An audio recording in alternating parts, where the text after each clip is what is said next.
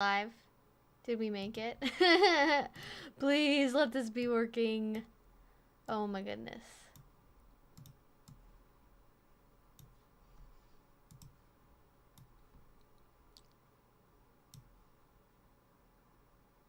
Okay.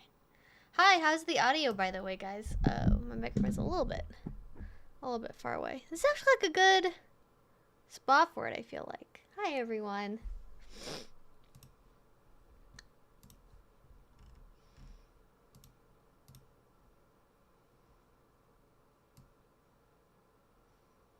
Quantum Leap. That name is familiar. Is it like an 80s show? I haven't watched it, but the name is familiar. I just really decided I wanted to put something on my face because I just felt like I needed it.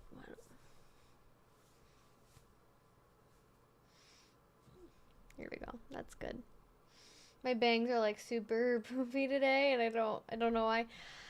Oh goodness. It is Friday. We are here. We have made it. Hello everyone. It says there's 0 viewers, which is not. YouTube is like, nobody's in your chat. What are you talking about? Oh, if you didn't see it, I did say that we were starting later, but if you didn't see it in the chat, if you came in later, you didn't see it. It may have been hard to say that like YouTube only lets me schedule live streams starting in half an hour increments now, which is really annoying. Because it used to be able to be like 6:05, 6:10, and now I can't do that anymore, and it's like, sometimes I like decide at the last minute I want to put eyeliner on, and I don't necessarily want to do that on stream, because then my makeup's over there, and no streaming's over here, and blah blah blah, whatever.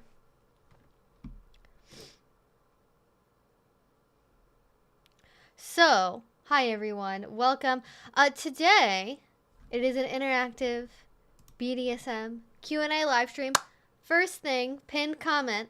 I have it pinned to make sure you guys see it, because I know this is gonna come up.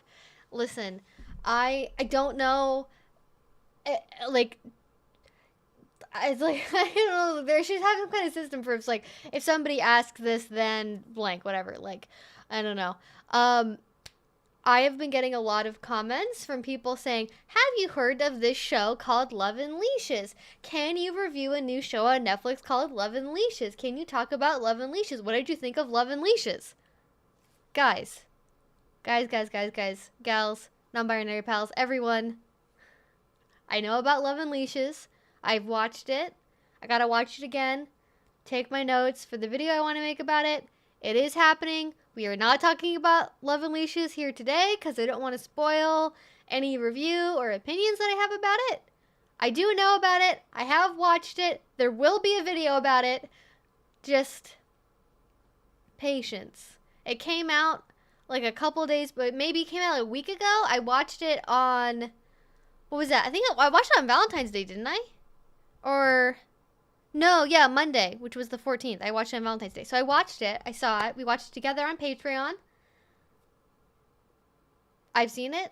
It's all good. You don't. Everyone on the planet does not need to ask me about Love and Leashes. Trust me. Just assume every single time that Netflix comes out with some kind of BDSM adjacent property, I know about it. Okay.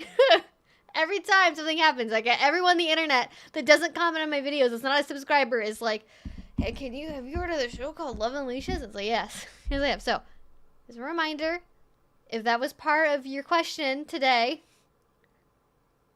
I have seen it. I do know about it. I have watched it. When I do a review, especially for a movie or a TV series on Netflix, I try to take my time and really put together my thoughts and take notes and not just, shoot from the hip basically and give my, random, just watched it 5 minutes ago opinion, So I like to give it a little bit of time. It's a little bit of time.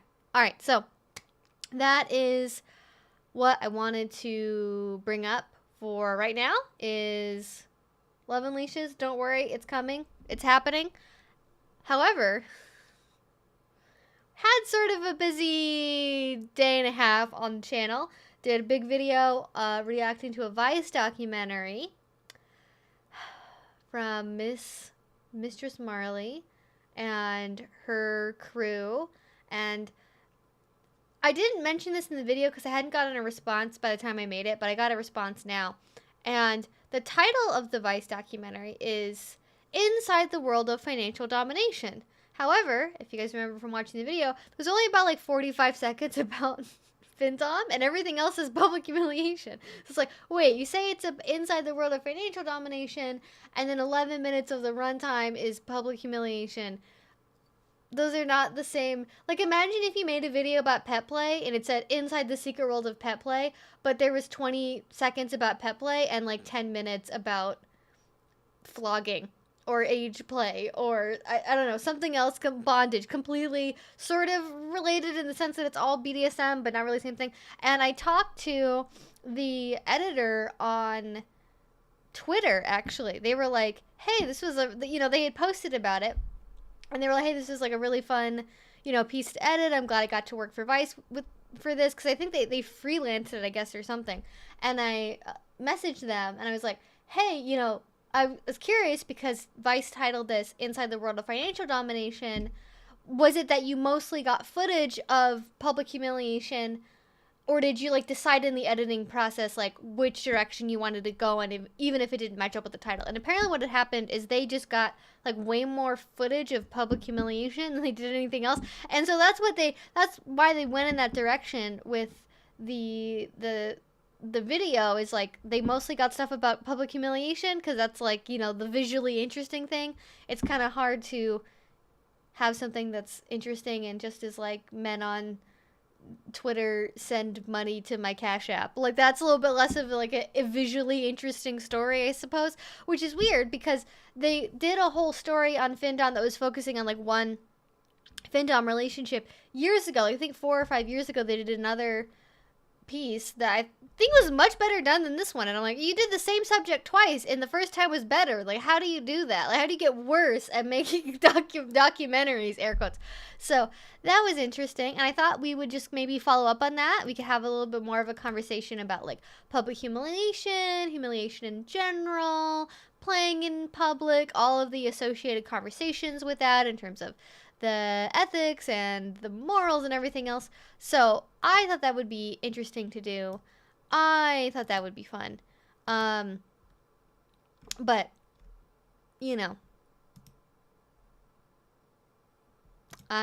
that was what I had in mind. And then, let's see. Let's just do a little spiel. I got my, I'm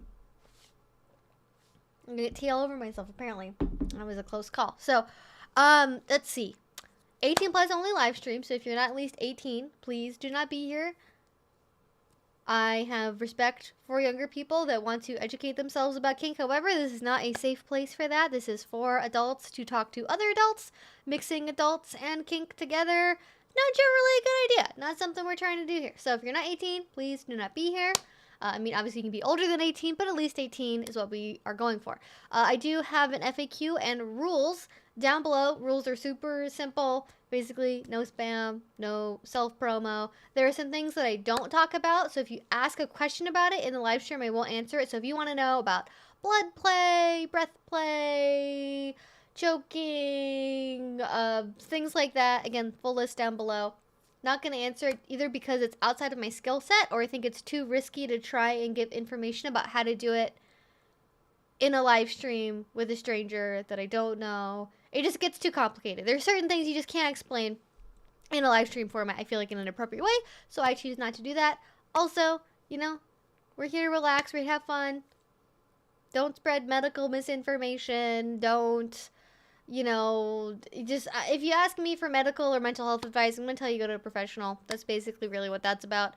And those are really the important things to know. I do answer questions in the order they come in. This is a Q&A, so you can ask about anything that you want, be that BDSM, polyamory, asexuality, professional BDSM services, whatever.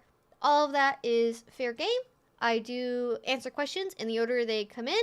If you want to make sure that I answer a question, that is what the super chat function is for. It's the little $sign in the chat, or you can go to the streamlabs down below, and then I will answer your question right away. Oh, actually, related to, let me, light, I'm going to change. No, I don't want it to be off. I just want it to be less. I don't know. Did that change anything?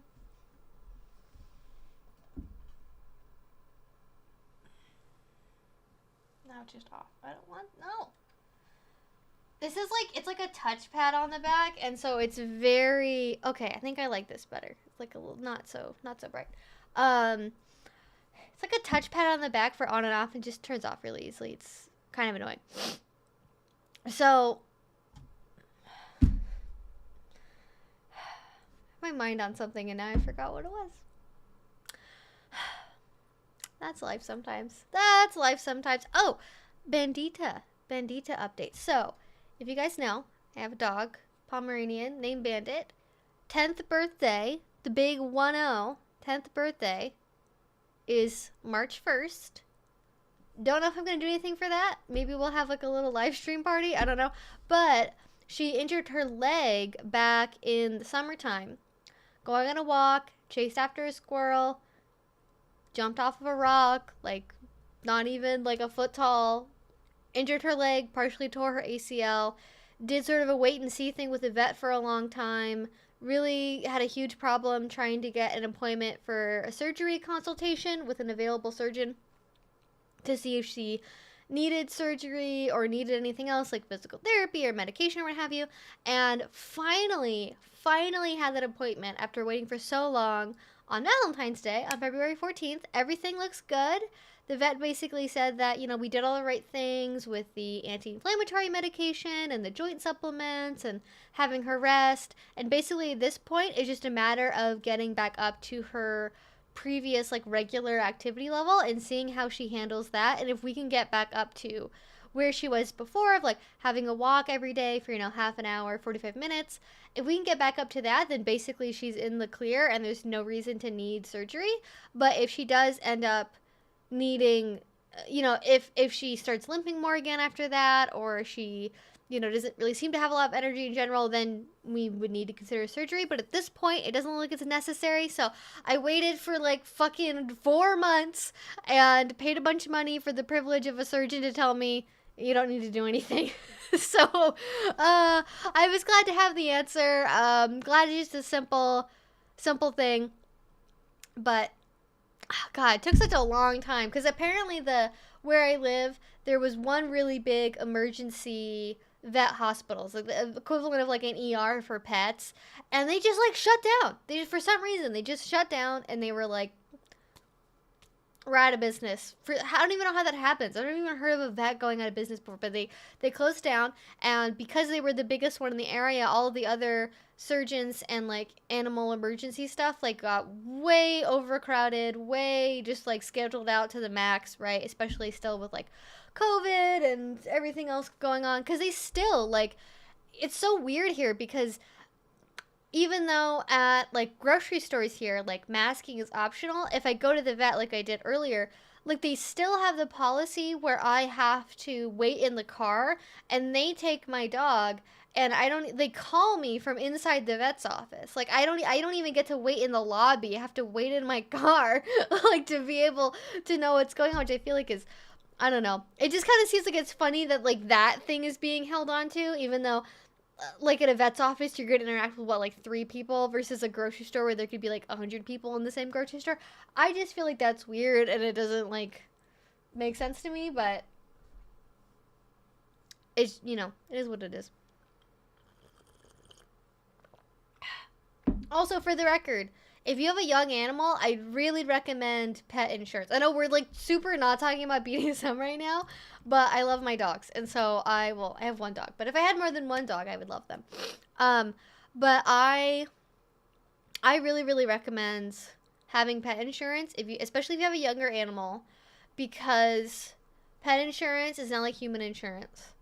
It does discriminate against pre-existing conditions, and so for an older dog like with Bandit, because her coverage for care didn't start until after because I didn't get pet insurance until like it's a long story, but I got pet insurance that didn't start its terms for like when it was effective for until after her accident occurred, and if she would have needed surgery, you know, it would now count as like a pre-existing condition and it wouldn't be covered because of when I got my coverage started.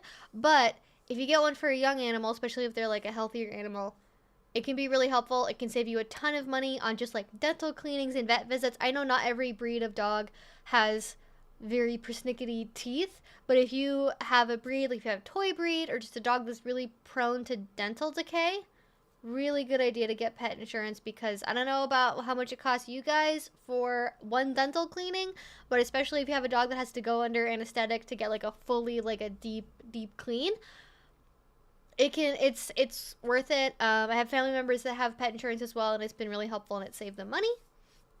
Options out there, definitely would want to kind of compare your coverage options, because mine, I got bundled through my like other insurance through my bank, so I don't know what the general public would be able to access, but I have found it very, very just like good peace of mind, you know, not having to worry about how much medication's gonna cost or special food or checkups or dental cleanings. Like it's been really, really nice. So anyways, that's my dog spiel. The dog spiel's now over. Let's go ahead and look at some questions and get into, I mean, and you guys maybe you guys are here for my dog, I don't know. I would say that Lolita fashion really has collars in it, speaking as somebody that owns quite a lot of Lolita fashion, and like collects some like obscure like Japanese like indie brands. I wouldn't say that collars are, well, Angelic Pretty has put out a couple of like, not like this kind of collar, but they have ones that kind of look like cat like ribbon collars with little hearts in them, but they don't like lock in the back or anything. They're like chokers basically, but I wouldn't say it's like a core part of the style, and it's not really something you see a lot of people wearing. You do kind of see it with some street fashions though. Like you see it with like oh, I can't remember the name of the brand. It's really fucking expensive too. It's like NA plus H, which I actually don't know how you pronounce that brand's name, if it's meant to be like, because is it like sodium plus hydrogen? Like what is what is it supposed to be? Is it like, oh, I don't get it. There's some Japanese like brands and other types of street fashion that definitely have collars in them as more of an aesthetic, but I don't really think Lolita does. But definitely goth stuff does. Actually, there is a video, and I'll go ahead and link it in the chat. I haven't had a chance to watch it yet, but it's from sort of a smaller goth YouTuber, so why not give him a shout out? Oh, this is gonna be a risky search, isn't it? It's from Orphea. Can I just like copy the link? Where can I copy a link to this? There we go. It's called Goth Fetish and BDSM. So if you guys are into sort of like the fashion side of things, maybe you'd find that interesting. You can go ahead and check that out.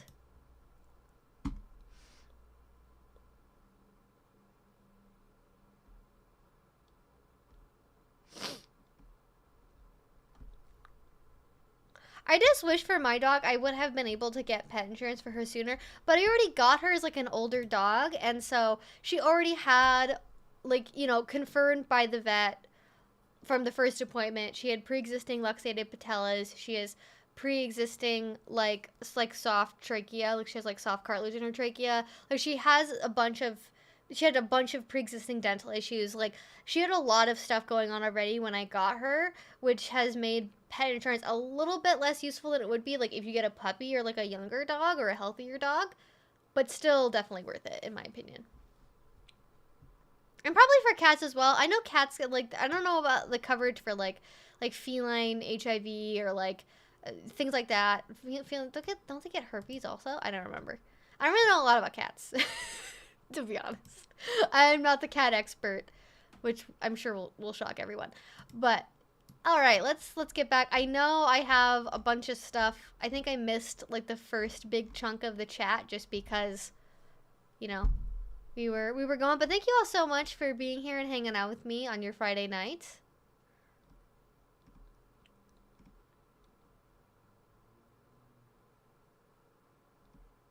Two monitors is a good setup. I do like two monitors. It is going to be interesting, hopefully.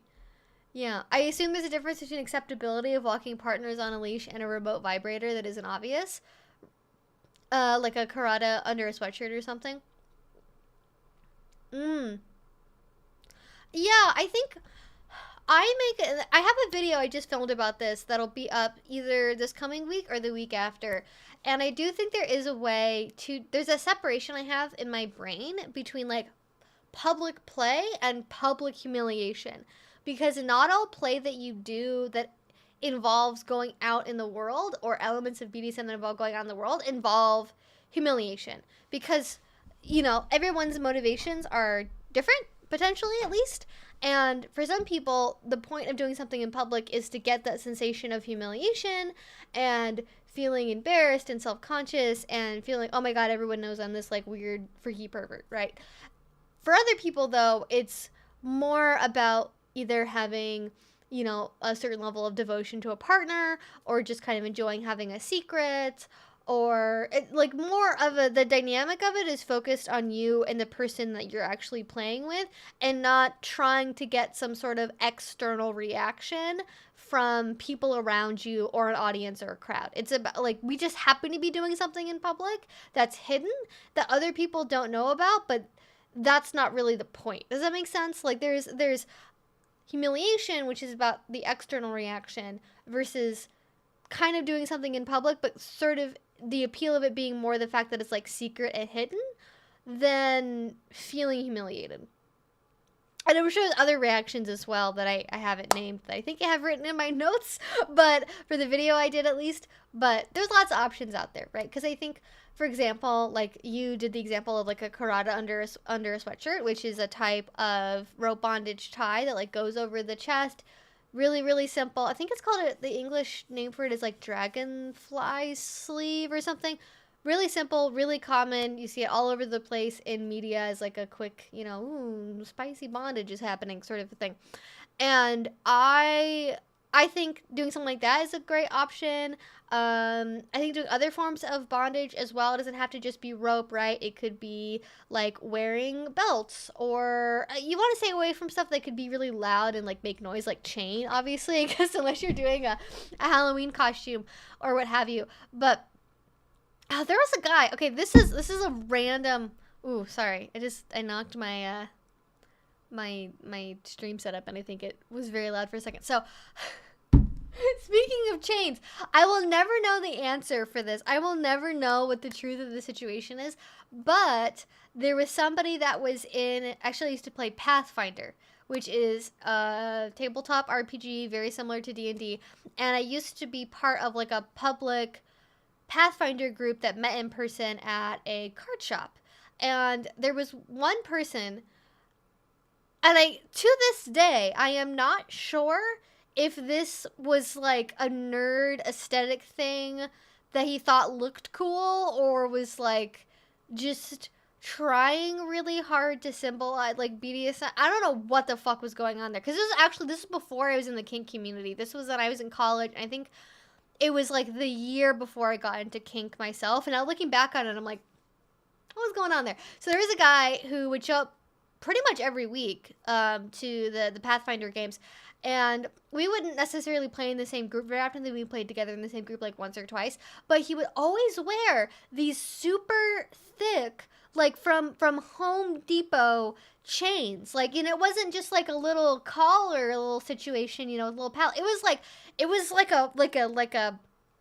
like an X cross, like harness, like around his torso. Like it would go over one shoulder and then below and then over the other shoulder, and then there would be a padlock or something. Like it was like like you could hold it. Like it was beefy. It was like there was a butt. Like it was like is this some kind of like Naruto strength training? Like what's going on here? And I never found out what was happening with that. I never found out if it was a kink thing or not. I do remember one time though, when I was walking back from the game, it was late in the evening, and I was going to the bus stop to go back to my apartment I lived at the time. And I remember he drove by in his truck as I was walking to the bus stop, and he was by himself in his car, and he offered to drive me back to my apartment. Meanwhile, by the way, keep in mind, this guy's like 40 and I'm 20. Like he's literally twice my age. And I may have been 19 at that point, actually. It was the year before I got into the kink community. And so, like, I said no, and I was like, oh no, I'm gonna take the bus, don't worry about it, I take the bus all the time, and, you know, I have a bus pass for my school. wasn't a big deal. And like, could I have been axe murdered? Could I have been dead? Could I have been unalived in Minecraft as if I had said yes to that? I'll never know. It's actually one of the last times I ended up going to that particular Pathfinder group, because then I met up with people that wanted to do like a private at home game like during like later evening hours when the card shop wasn't open, and so I ended up not going back there as often after that point. Never found out. I have a sort of a suspicion that maybe he was kinky, but also like wasn't either concerned with or doing a particularly good job at hiding it, but I'll never know. I'll never know. You guys ever had an interaction like that where you're just like, is this person like a big anime nerd? Is this like an otaku? Or are they just like unconcerned with hiding how kinky they are? I don't know. Ah, goodness. Well, yes. So I would love to know, sort of as part of this video, well, I guess it'll be a video later, but now it's a live stream, for like public play ideas that are discreet. Like, I would love to know, because I have my ideas about what I think would work, but I would also love to hear from you guys what you all think is a good way to combine like doing subtle BDSM stuff, but then also like doing it in public. Because I did some looking around online, and there's not as much conversation about this as I was expecting there to be. I think partly because there's a lot of people that have the philosophy that you see in that video that I reacted to, which is basically like, I don't care what people think about me. They can judge me all they want. And they just, like, they advocate for doing anything that, you know, you basically, if you feel like you want to do it, you should do it. Or you also get people that just, like, are like, oh, it's not a big deal. Like, I remember there was somebody I was talking to years ago, pre-COVID, and they were sort of interested in doing some BDSM stuff with me, and we were sort of in the negotiation / get to know you phase, and we were talking about like different fantasies that we each had and different things we wanted to do. And this person was like, apparently like they on a regular basis, as like a normal thing they did fairly often, they really like to go have sex in parks. And they would be like, I'm like, but you work in education. Like, what are you doing? I thought that was so weird. I just didn't, I kind of just went like, oh, that's not really my thing. I tried not to judge them too much, but now a couple years later, looking back on it, I'm like, you know, that was probably a warning sign. We ended up not actually ever doing anything together, which I think was probably good. But they were really into like, oh, well, it's like, you know, it's later in the evening, and, you know, we do it, like, they would like go off the trail and like out into the woods. Like not out into the woods, like it's a city park. It's just not really woods to it, but, you know, like the wooded part of the park behind some trees. And I'm like, people like 100% like realize stuff's, if somebody walks by, like it, like they're either going to assume some kind of rape is happening. Let's be real here, because, you know, that's a mental association a lot of people have, is like, if you're having kinky sex in the woods, in the park, off the trail, like a lot of people are going to assume that's some kind of assault happening.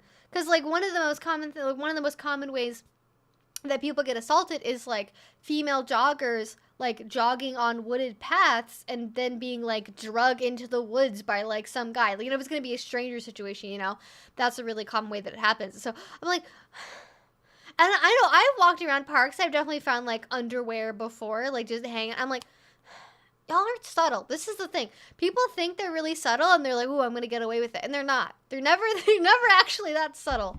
At the end of the day, which is you know, their downfall.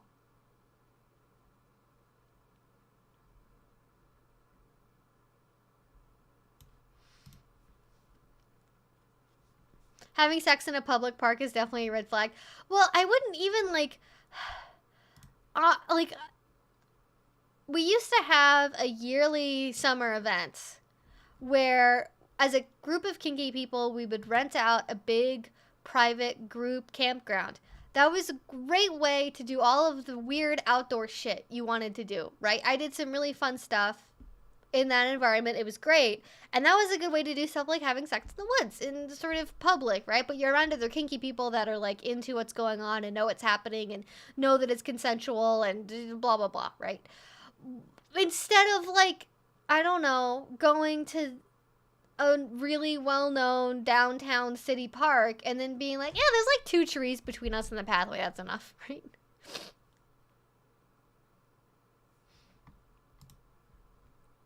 All right, where did my pop-out chat go? Where did my pop-out chat go? Bring it back to me. Bring it back. Oh, I think I closed it by accident when I went to go look for the goth fetish video thing. Okay, let me try this again. Ah, there we go. There we go. Okay, how do you wear a single handcuff? That's my question. Do they even make single handcuffs? I'm not into handcuffs personally, so I don't know about this. I don't think they make just handcuff. It's like, do they make jean? I don't think so. Oh, trust me, if this is related to Love and Leashes, I have probably referenced in the review I'm going to make and in the video just made, I referenced that scene. So I'm aware. All right, let's go look at some questions. So if you asked a question in the first like 20 minutes of the stream, by the way, just know that I missed it. Because YouTube only lets me scroll back so far, and apparently I've scrolled back all the way that I can, FYI. Bracelets and collars of certain styles tend to signal the wearer as a heavy metal fan as opposed to BDSM. Yeah, I mean sometimes, but this wasn't like a leather like spiked armband or something. Like this wasn't something, because I'm also like into metal. I've been to metal shows. I've dated like producers that make metal music. Like I am aware of what people wear to those kinds of concerts if they're fans of the genre, and this was not that. I've never seen anything. If you're referencing the guy that you know was part of the tabletop RPG group, I have not seen anything similar to that, but it can like definitely. And this is something did I talk about this? I feel like I talked about this, but maybe I cut it out of the I don't know if you guys heard that. What? Oh, somebody started a motorcycle right below my window. Oh my god. Oh, that was so scary. I really don't like sudden loud noises, by the way. I hate any sort of BDSM that involves surprise or sudden loud noises. This is why I don't like whips. I think, ooh, it was just so quiet, and then all of a sudden, oh my goodness. All right. I'm okay. But, bracelets, collars, heavy metal stuff. I think there is definitely an aesthetic to that. And I talked about this in either I did and I cut it out, or it's in the video. I don't remember, to be honest. But I believe I talked about this. Is that there is definitely a way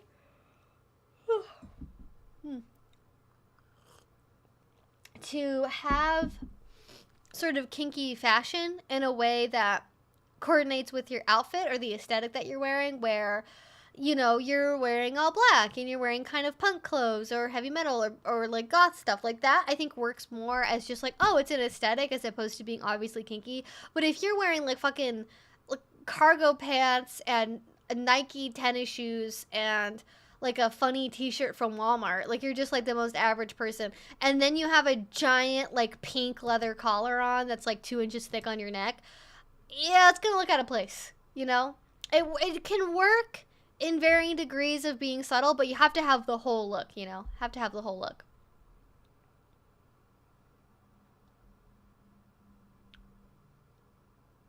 Even harnesses have become trendy lately. See a lot of people wearing them for fashion.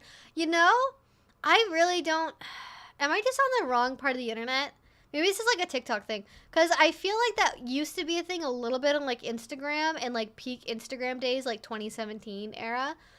But I really don't think I see that as much. I did have somebody actually on Twitter a while ago that I saw where... it was a sex worker that had been retweeted by a different sex worker that I follow, and the sex worker that I followed had basically left a caption that had said, like, you know, because she's been around forever, you know, she was active in the 90s, she's still, you know, active today, and she was basically saying, like, I remembered a time, because the person had taken a photo of themselves, and they were like, you know how I talked about lingerie in my last post as casual like outerwear or whatever, you know, and introducing the concept of harnesses as fashion, which by the way is not a new concept. Congrats, you didn't actually invent anything there. But she had like dress slacks on and then a harness and like a dress shirt. Like it actually looked fairly masculine. It was like it was a little futch, you know, it was femme butch, you know. And it was cute. It was a cute outfit. It was like a really expensive harness from like a well-known sort of lingerie brand. Not something that's like a practical, usable harness, but has the aesthetic of a harness at least. You know, overpriced in my opinion, but cute, I suppose. And the person that I followed had retweeted that basically, and they had put in the quote tweet that they remembered a time when wearing, you know, harnesses as part of an outfit was like unthinkable, and you know, if you did it, it was because you were totally into the lifestyle and it wasn't like a fashion accessory. And I left basically like a similar sort of comment underneath that where I was like, and I said, this is what I said. I said, I find it very interesting that depending on who's wearing the harness, it's either, yes, queen, you look amazing, or, ew, no, think of the children. Because the person who had originally taken the photo, obviously professional sex worker, you know, very attractive, probably early 30s woman, you know, very conventionally attractive, very conventional body, you know, able-bodied, all that stuff. And that was the stereotype. That was like the point that I was trying to emphasize, is that, you know, you can promote, oh yeah, you can wear lingerie as part of your outfit. You can wear, you know, BDSM stuff casually as part of your outfit. But the degree to which you can get away with that, it depends a lot on how socially threatening you seem, or like how acceptable you are. And this person got like, they literally responded to every single person who quote tweeted them or replied to the post at all, and they were like, excuse me, but I'm actually a prostitute and I'm fighting for sex workers' rights and blah blah blah blah. And I'm like, okay, well, did you think about the fact that as a skinny, attractive white woman that you can get away with wearing a harness, whereas if a black man wore that in public, or like an overweight black woman wore that, it would probably provoke a very different reaction to the public, wouldn't it? It would probably, yep, you didn't even think, if an overweight white older man had worn that, very different reaction from the public than, oh my god, every single comment on the original post, and I'm sure it was probably because she was deleting and censoring anything that had said anything to the contrary, was like, everything was like, oh my god, yes, queen, you look so amazing, so hot, where can I buy that? And it's like, I know for a fact that if a traditionally unattractive, overweight, white male submissive in his 50s or 60s had worn that same harness with a similar business outfit outside, like, it would have provoked outrage. Like, it would, like, people would be like, ew, gross, why are you posting this? Like, don't force your kink on other people. But when, like, you know, an attractive redheaded woman does it, then suddenly it's fine. And, like, that's, like, what I wanted to point out is, like, you can say you're like advocating for your rights, you can say you're about normalizing stuff, but you're not really normalizing stuff. You're just sort of keeping in line with what is already considered conventionally attractive, and then kind of using that as a way to get away with something that other people that have different bodies wouldn't be able to get away with. And if you can't accept hearing that, then you have introspection that you need to do. Because just because you work as a sex worker doesn't mean that you have every privilege that has ever existed on Earth. Because it turns out that most people, by sight, cannot discern if you're a sex worker or not. Unless you are literally working in a strip club, or you are wearing a very particular kind of outfit and you happen to be working on the street. Most people cannot visually discern that you are in fact a sex worker. You just look like a conventionally attractive, very early 30s white woman. Like, it's really all that it is. So I don't know.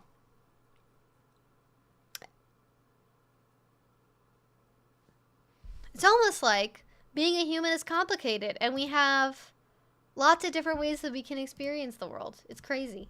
Who would have thought, you know? Who would have thought? All right. Have I even answered, like, any questions today, or have I just, like, ranted? I think I've just been ranting. Oh, we're here for the dog talk. Yes.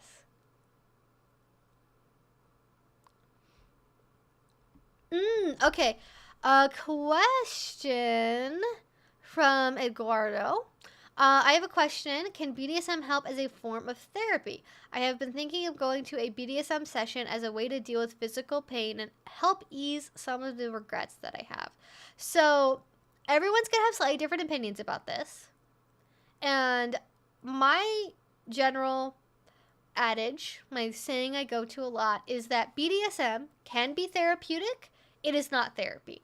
I know a lot of people that deal with chronic pain that find BDSM play to be very helpful, either because it allows them to have a different relationship to pain than they normally have, or it temporarily overrides the chronic pain they normally experience, or, you know, so on and so forth, right? They definitely get help from doing BDSM because of that. But it's, unless they can't afford to do otherwise, it's typically not the only thing that they do. And it's something that, you know, they have either other medical professionals that they get help from, or some other kind of medication they take, or they do physical therapy or something. It's not just that they only do BDSM and are just kind of guessing at what helps their bodies feel better. And I generally, I really wouldn't advise doing just BDSM by itself as some kind of therapy. One, because especially you said the phrase session, so I'm assuming you're talking about going to a pro dom, which is fine. We love, like, listen, sex workers doing God's work. I love pro doms.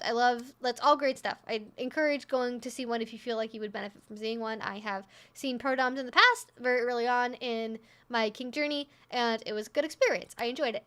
And I would say, though, and I'm sure that most experienced pro doms would also say this, is that they are not therapists. They are not there, and they don't necessarily have the availability to help you work through all of the sludge and the stuff. Because basically, think about it this way, right? You have a glass, right? Okay, this is your ocean, right? This is the ocean of your brain, if you will.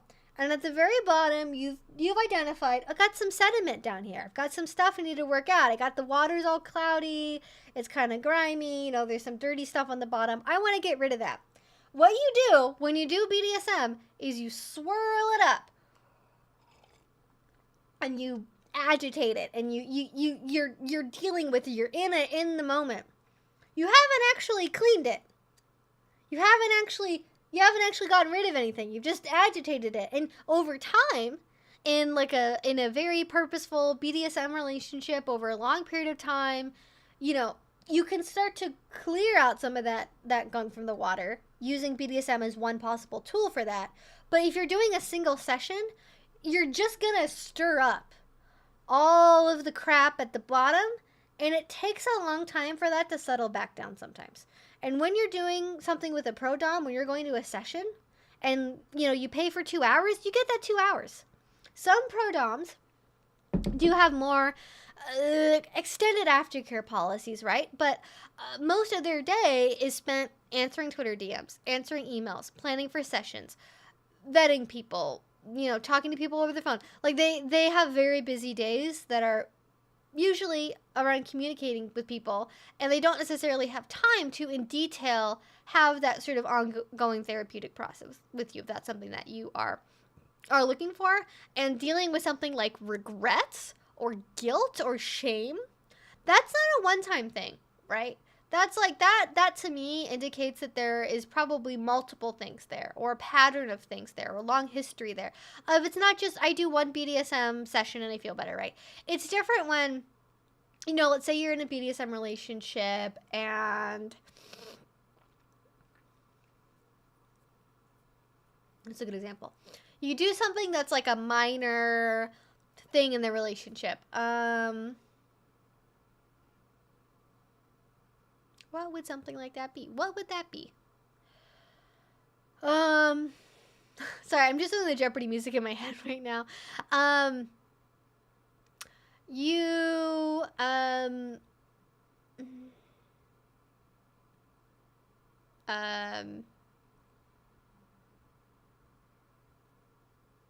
Everything I'm thinking of is either too mild or too extreme. I'm on something like a good, like, happy medium. You get in a really bad fight with your partner, right? And you know, there's screaming and yelling and crying, and you feel really bad, and you regret what you said, and they regret what they said. That's all contained in a moment in the relationship. In some circumstances, depending on how you go about it, you can use a BDSM scene as a way to rebond and reconnect with the individual person that you had the conflict with, and move past the regret and the guilt and the shame that may kind of form a scab over that experience. But if you're trying to deal with past stuff, if you're trying to like dig up these particular emotions you have, that's like if you were going to use BDSM as like a way to help process that, that's multiple sessions, very detailed aftercare with somebody who knows you really well, that you trust deeply, and that you have enough experience, you know, not as a first BDSM thing, by the way. This is like you have experience and you know your limits and you know when something is going too far emotionally. That is, it can be really easy to push it too far and end up causing more bad things. I think people are very reluctant to get mental health help, and they shouldn't. Finding a good therapist that you can afford is hard, but doing that work, I think, is ultimately worth it, because BDSM alone can't solve those problems. If you have a certain pattern of behavior that you need help analyzing or changing, like a pro-dom can maybe help you feel a little bit like, you know, temporarily better because you feel like you made amends because they beat you up, right? But that's not really changing the behavior pattern. That's not really going back and identifying, you know, really going down in the history and figuring out what happened, what is the pattern we're noticing here, how can we change this, how can we change how we communicate with others, how can we do, you know, whatever it is that you happen to have. So, in summary, do not treat BDSM as a substitute for therapy. Get professional mental health help if you need help, and I recommend this all the time. It should be linked down below. There is a place that is called the National Coalition for Sexual Freedom. They have a free directory on their website of all sorts of different professionals, but especially mental health professionals that are kink aware and may even be kinky themselves. And you can go on there and you can email people. You know, in the past when I have helped people look for therapists, like sometimes it takes emailing like 15 people. Sometimes it takes, you know, calling a bunch of places and following up. It can be really hard, but it is worth it if that's something that you feel like you need, even if it's just for like a really targeted, you know, maybe a month of sessions or something just to really help with one particular issue. I think it's worth it, and it's going to give you help in a way that BDSM can't necessarily help with. But dealing with like physical chronic pain stuff, it can definitely help with that as well. I think a little bit more directly compared to the mental health side of things. But you have to like, I feel like you can't go into BDSM looking at that as a way to solve things, because when you don't know what your limits and boundaries are yet, when you don't know what your preferences are, that's so much guesswork you have to do before you can get to even solving the problem. And so that can make it a lot more likely that you end up making things worse before they get better. In my 2 cents, I would love to know from anybody in the audience who's listening if maybe they had similar motivations for getting into kink and like how that worked out for them. Okay, so Steve asked, in a very conservative area, how would a sub wear a collar and not draw negative attention? I think there's a couple reasons. There's a couple ways to do that. I think, you know, actually, example I gave in the video I just filmed was you can cover it up with a scarf, right? If it's during the winter time, you know, you can have a turtleneck, you can have a scarf, but, you know, collars come in so many shapes and sizes, right? There's collars that are like this one. This is like a really small, this is like 3/8 of an inch, I think. You know, there's inch collars, there's posture collars, there's metal, there's chain, there's leather, there's faux leather, there's ribbon, there's, you know, leather cord, there's all sorts of different options. So if you're wearing, you know, a 3-inch like semi-posture collar, that's probably going to draw negative attention, especially in a smaller town where everyone knows you, compared to maybe a leather cord that has a lock on it, right? That might be sort of seen as like, oh, that's an interesting fashion choice, but it's not gonna make people go, what's going on there? What weird shit is that? You know, what deviant stuff's going on there? They're not necessarily going to have that same reaction to it if it's more subtle. So really the answer is that you pick the collar you wear carefully, honestly. You know, you can get away with wearing certain styles of collars and not with others. And, you know, wear turtlenecks, scarves. You have a jacket maybe that zips up a little bit higher to cover it up. I used to do that a lot, actually, when I had like a permanent metal collar. If I didn't want people to necessarily see it, you know, having like a funnel neck sweater or a turtleneck or something that would actually help cover it up pretty well. So, but also, do not do things for the sake of kink that would endanger your well-being. if you are if you are in a situation where it's like, you know, I'm a gay submissive man that wants to wear a collar in a small conservative town that has a history of homophobia, you know, think of your safety. It's okay to choose your safety and your well-being over kink expression. I know people are very adamant about individual expression. I certainly am. But you don't have to pick aesthetic over safety necessarily, is what I would say.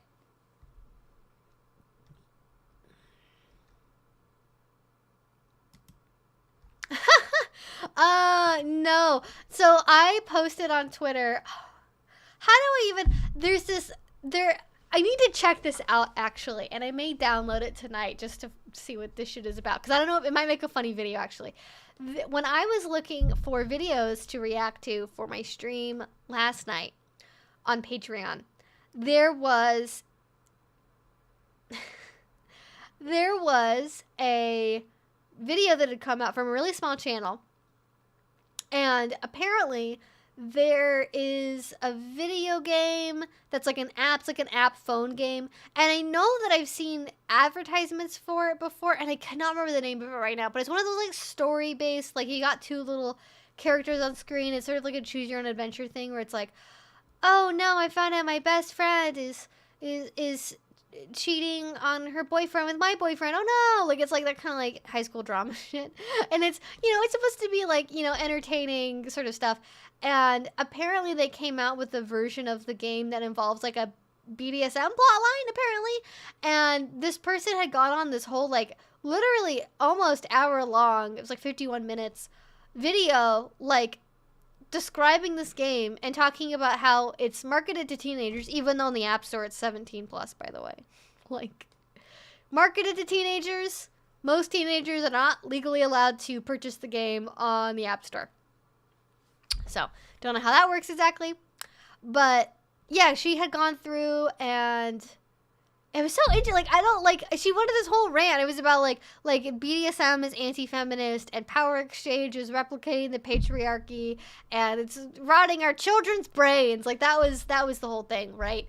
You know, it's about teaching teenage girls to be submissive to men and fulfill their role in the patriarchal hierarchy or whatever the fuck, you know.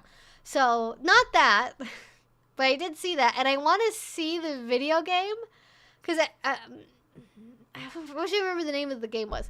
But, just a cringy app game. I don't know if it's that big of a deal to warrant a 50-minute long video, but, you know, I've certainly ranted about things for that long before, so pot meat kettle, I suppose. Oh, we have a super chat from Andrew, who says, a friend of mine expressed interest in making Finndom content.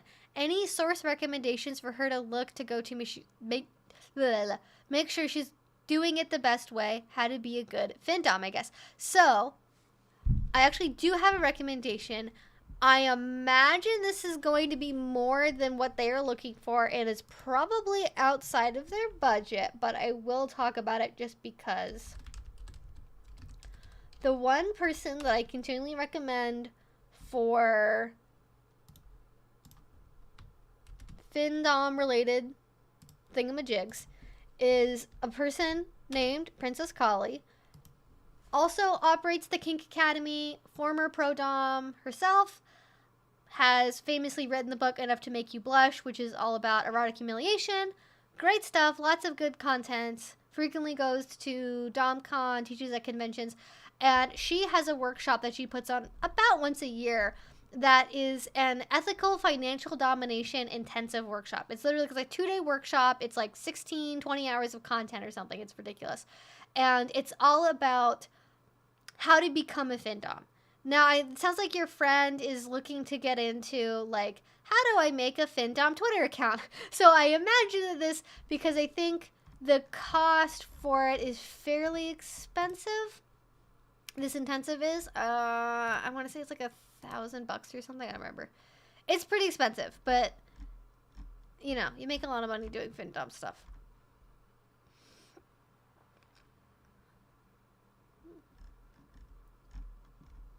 You have to fill out an application as well. There's like an app. Yeah, there's like an application. Okay, where is? Yes. So if they decide they want to do this, for anyone listening who decides they want to do this, the early bird registration, which goes until the 21st, they have like a couple more days to figure this out. That goes until the 21st, and it's $750, and then it goes up to like $1,000 after that. So just FYI. I would definitely recommend looking into something like that and learning from another like ethical financial domination person who's experienced directly. There's not otherwise a lot of really great, easily available resources for this because financial domination is more or less exclusively the domain of professional doms. And when it comes to something like this, where it's like, you know, keeping your big secrets of how you make money and how you retain clients, like that is, you know, that's your business model, right? You don't necessarily want to give that away for free. So finding education about this can be really difficult. There's not any books or like YouTube videos that come to mind, really. I am sure that there are websites and like chat rooms and stuff in places you could probably figure this out. But the problem is, it's like it's really hard to tell like who actually knows what they're talking about and who's been doing this for like a year and just happened to get really lucky with like finding some people that, you know, wanted to be long-term ongoing clients. But honestly, oh my god, my dog is so cute. She's so fluffy and I love her. Sorry, I turned it on, I saw my dog and I remembered that I love her. So with Finndom stuff, I feel like it's kind of like camming. Like, I feel like it's kind of like camming in the amateur porn market. I feel like it's pretty saturated, especially with OnlyFans and the pandemic. At this point, I think it would be really, really hard to break into if the only thing that she wanted to do was starting with Finndom and she didn't have like a pre-existing brand or didn't already have an OnlyFans or something like that. If you're starting from a pre-existing brand and you're expanding what you're doing and you want to start doing Finndom stuff on top of what you already offer or what you already do for content, I think that's different. But I think trying right now to like completely start from scratch, I don't know how much room there is for that at this point. It's also one of those kinks where they want to be more of a closed off group so they can get the best clients, don't want to oversaturate the market. Yeah, exactly. I think I just sort of talked about that, but definitely a lot of it can be closely guarded secrets. Because, you know, because at some point what ends up happening is that like all of the really good Fin subs that are like ethical people and they're not just going to basically write you bad checks, like those end up kind of going towards the most experienced people. And then what ends up happening, because this happens all the time in so many areas of kink, is you end up with clients that are the, you know, they get rejected from everyone else, they get screened out from everyone else, and they go to the newest people at the bottom of the pile who don't know better, don't have the connections yet, don't know how to vet yet, don't know what websites to go to, and they end up like scamming the pants off of new people or just wasting their time or getting really scary and stalkery. And they might not know that because, you know, there's just so many people out there. And, you know, I feel like it's maybe it's more like sugar babying than it is like camming. Like it's just everything related to that is just so saturated at this point. Like if you wanted to get into this market, I think it would have been better to start like 6 years ago, to be honest. Like it would have been better to start a couple years before the pandemic. Just because it's like, you know, if you could ride that early OnlyFans train, I feel like you'd be in a really good position, but I feel like everyone else is just like so hard.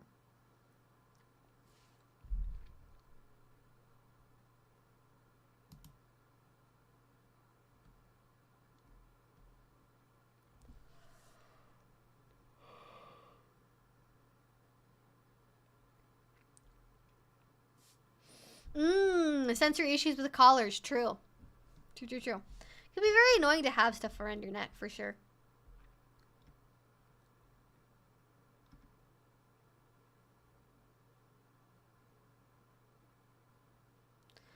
Yeah, if you're trying to get a reaction from the public, it's not consensual. I would say the one exception to that is if the public is like at a BDSM dungeon, which I just feel like is like if you have a dungeon, if you're building a dungeon and you're doing group events, like why do you need to go in public? Because like I said, like people that are like kinky and are, you know, it's a room full of sadists and people that enjoy making fun of others for their own pleasure. Like, you're gonna get way more of a detailed reaction and humiliation from other kinky people than you ever would from, like, a tourist on the street of New York City with a camera phone, right?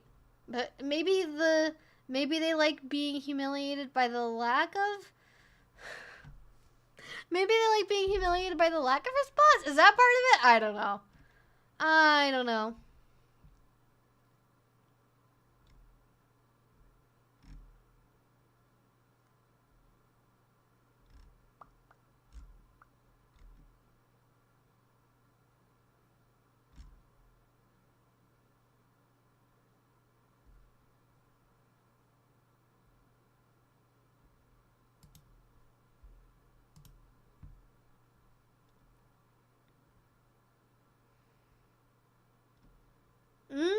Collars give a sense of safety. True. Yeah, definitely, like, bondage and stuff can very much be a security thing. Yeah, Pathfinder is based on D&D 3.5. Like, literally, the crew that was working on Dungeons and Dragons, like, part of them left to make Pathfinder. So, yes, it's very, very, very closely related if you're familiar with that system.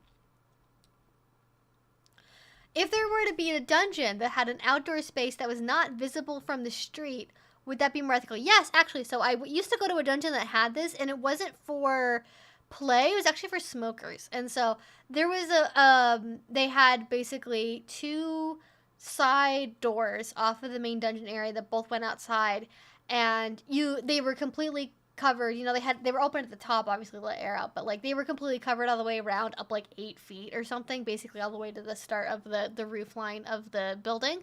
And so you could go out there and you could still be naked, partially naked. You could smoke. You could, you know, do all that stuff, right? And it was really, they used it for, like, cigar and whiskey parties and stuff as well. But see, the problem is, like, this was, like, a really remote industrial area, and so there wasn't a sidewalk. You didn't have people, like, randomly walking by that would even, like, notice that there was something there. But, I mean, if you wanted to do something like that using a similar setup, I think that could work. I just don't think anyone ever used it for public play the entire time I was there. It was just like, oh, yeah, let's go smoke a cigar. Let's go outside. Like, that was what the space was for.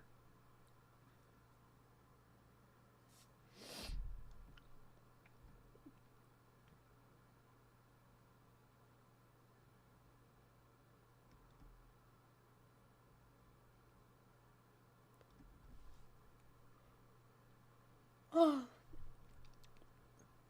No, I haven't played. I think the last time I played any sort of tabletop RPG was, like, around Halloween last year.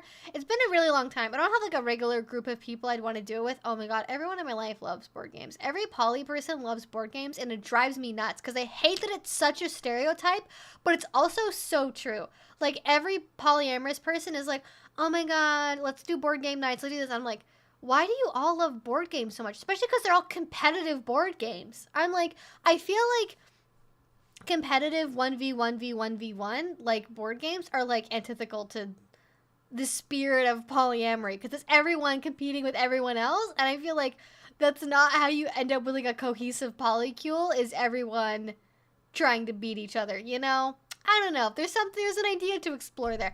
I really don't like board games. I think they are overrated, to be honest, and boring and hurt people's feelings. The end. That's my general opinion on board games. I like code names and, like, cooperative games, and that's pretty much it. But I wouldn't mind doing, like, D&D or, like, tabletop roleplay stuff again, because that is collaborative. Although you always have one person in the group who's like, I'm gonna make a chaotic, evil kobold, and they're gonna steal all your stuff in the middle of the night and then murder you. And it's like, what the fuck, dude? Or you have somebody that's chaotic neutral and then just, like, fireballs everywhere. And it's like, LOL XD, so random. And it's like, no, group cohesion, please. But I got one person who really wants to think they're special, and it never works out well. What are your thoughts on ABDLs? Because my girlfriend I've been dating for 5 years just recently revealed she always was into being treated like a baby, and I'm still in love with her, so I'm going to try and make it work. I have a video that I did, which you should totally watch, Ashley, that is literally called like ABDL, like BDSM 101, like ABDL slash like adult baby diaper lovers or something. Look that up. Really good reviews from members of the ABDL community as far as it being like accurate and compassionate and good stuff. So I would watch that if you haven't seen it yet. Personally, I have no problem with ABDLs. I know it gives a lot of people a very strong knee-jerk negative reaction of this is really bad, it's pedophilia, it's gross, it means that you like children. I don't think that at all. That's not what studies show. And I've looked at the research, right? And there's not any more likelihood that somebody that's into ABDL or BDSM stuff in general, like, has thoughts like that. Like, it's simply not true in terms of the science, which is crazy because you think how many people would admit to being like sexually into children, but like at least like consistently at least like 1 to 2% of the population does on like sexuality research. As far as like if you do a survey of people's like fantasy interests or fetishes, like it's always like 1 to 2% of people every time. Like some people are just like, yeah, fuck it, that's what I'm into. Okay, I'm a fucking map and I'm proud. Yep, it's a thing. But again, it's superficially similar, but it's not related at all. It doesn't mean that she's into children. Usually it has more to do with sort of the power differential in the relationship that is just, happens to be symbolized by that particular type of relationship. It could just as easily have been, a teacher and a student, or, a knight and a queen, or, a king and a servant, or any of those other very common power differential relationships that we happen to have. And one of them just happens to be, a child being dependent on a caregiver. And so just one different flavor of something that is something that a lot of people are into. And, you have to talk to her about what exactly that means as far as like, does she want to do dress up stuff? Does she want to have a title? Does she want to do stuff just during sex? Is it sexual at all? So many other questions to ask that are definitely worth asking. And that is where that conversation should start. But if you want to familiarize yourself with it, I do have that video that talks about ABDLs.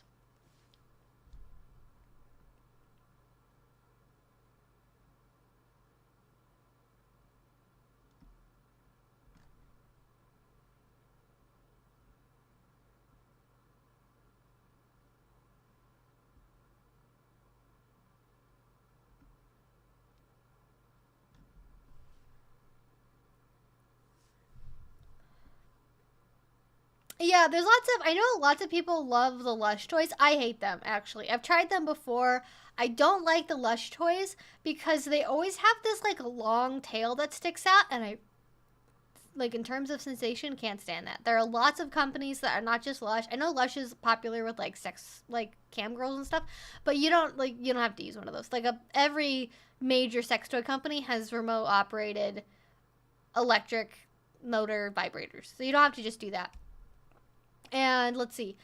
Yeah, definitely vibrators is something you can use. The thing is, though, I actually, for public play, like if you're going to be in a fucking library or some shit, I wouldn't recommend vibrators because people don't think about how loud the vibrations are. Because you think, oh, it's inside. How loud could it be?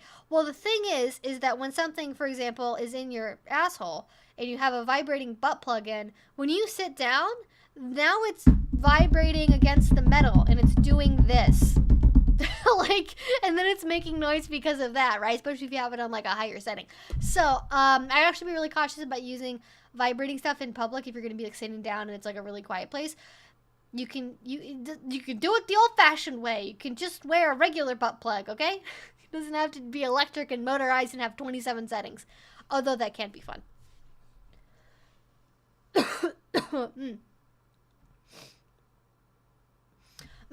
I've seen blogs recommending having the sub be quiet for the entire time while the dom speaks for them the whole time.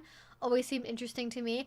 I think that can be. I think that gets complicated in the, like, what do you do if somebody asks you a direct question? Like, you gotta figure that stuff out in advance because, depending on where you're doing this at, you have to be a little bit careful because sometimes it can give off like DV vibes.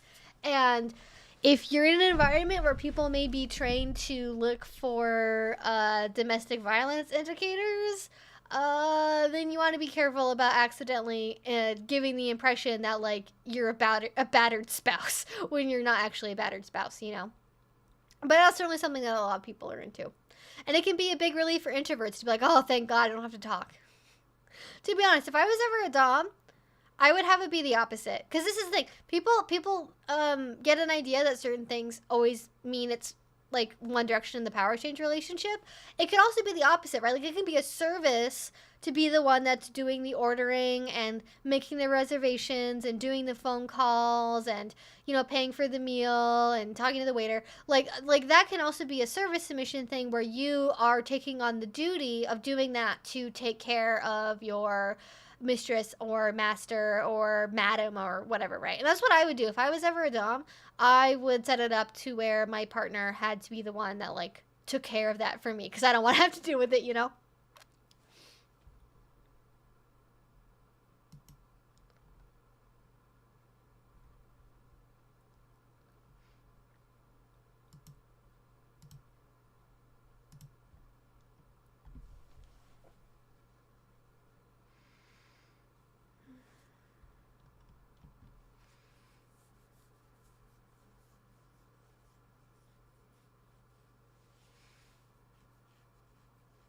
I'm a big fan of rope under clothes. Dom can also give a little tug if the sub is misbehaving. Yeah, I guess just be careful to not undo the rope if you're tugging on it too much, but for sure.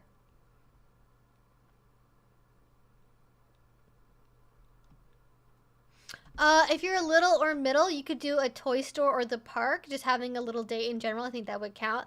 I kind of have mixed feelings about this. So I think there's definitely a way you can do something like that in a positive way that is like not obvious to the outside, but like I know there's story time videos of people that are like, oh my god, this girl called her boyfriend daddy in a Build-A-Bear workshop that I was working at, and it, you know, ruined my day. Weirdest people ever.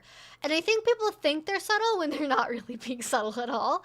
And you have to be careful. You gotta be careful about what you're doing and what you're saying and how subtle you're actually being, because I think, you know, if you are 30 and you're going out with your boyfriend who's 35 and you go to a Build-A-Bear workshop and you're wearing a onesie and a tutu and light up sneakers and Hello Kitty socks and you know, you're wearing cat ears and you have a binky around your neck and they're wearing a suit and it's like 75 degrees outside and the suit is ill-fitting and whatever.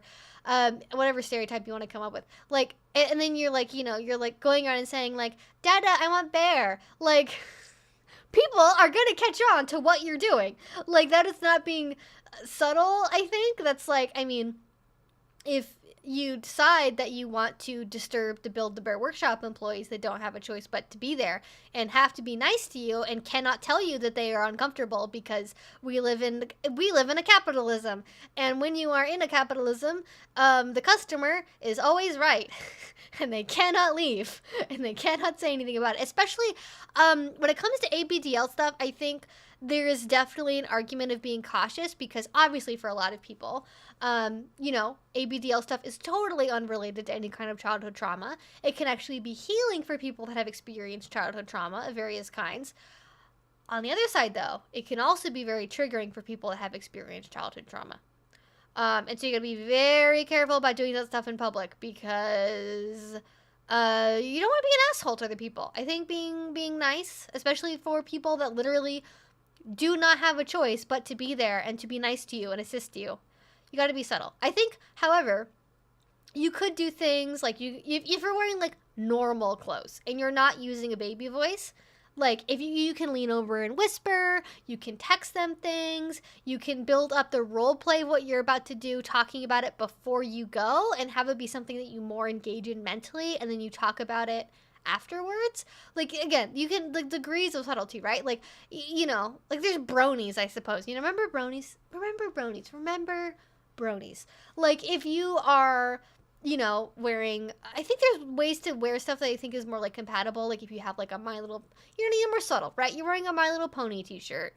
You've got, you know, a Care Bear backpack. Like, you've got like something, not the whole outfit, you know, complete little headspace in public stuff, but like you can be a little subtle, right? You can do something that enhances your headspace without it, you know, again, appearing on TikTok and being the next viral thing. Gee, how do they know I'm into pet play? They asked, wearing full gear as well as a t-shirt that says I'm into pet play.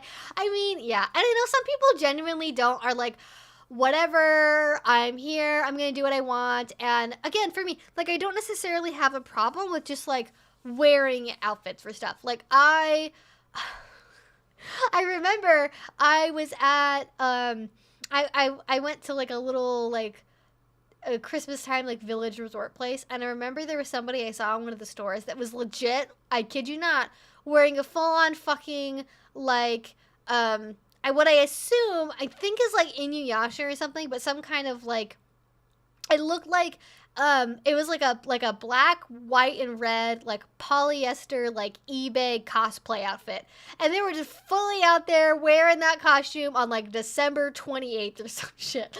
Like they were out there, they were living their best life, they were loving it, and I thought that was so like, you know, people. The point of me saying that is to say like people are going to wear stuff in public that is going to draw negative attention and judgment from some people because it seems unusual.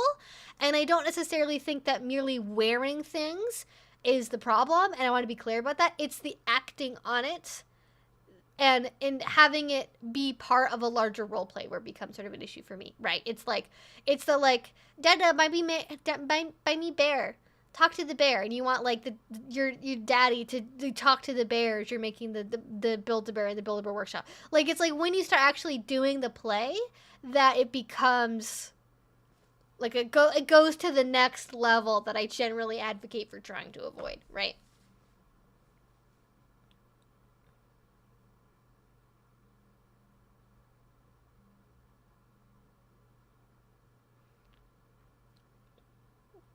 You could also go to Disney World. It gives me little vibes. You could definitely wear Disney shirts and cute stuff. Oh, yeah, yeah. Like, they're totally environments, right? Like, if you're going to a Brony convention, you're going to Disney World, you're going to an adult arcade. Like, there are definitely places where you can embrace that little side in public in a way that's not necessarily going to be, like, super visibly different from everyone else around you, in a way that might draw negative attention. And again, you could be subtle in public, right? You don't have to fucking like have a full-on like actual 3-year-old tantrum in the middle of, I keep using Build-A-Bear Workshop as an example. We're gonna just keep going with that, I guess. You don't have to have an actual full-on 3-year-old temper tantrum meltdown in the Build-A-Bear Workshop because your daddy said no to buying the princess outfit for your new Build-A-Bear named Cupcake. Like, you know, you don't have to go that far, but you can enjoy wearing the Minnie Mouse ears and wearing the Disney t-shirt and, you know, having the, you know, the Cinderella's like magic wand or whatever. Does Cinderella have a magic wand? I don't know. But, you know, whatever. That's the thing. You can enjoy that in the environment where it's like appropriate and is part of the norm for where you're being at. And then you can do the subtle role play, especially when you're in like a really like crowded place like that, where like, you know, nobody that is farther away than like 2 feet away from you can hear anything that you're saying. I think it's fine to like whisper and talk to your partner, you know, do stuff like that that can be more active with the headspace, because it's just like there's so many people, they're not going to notice.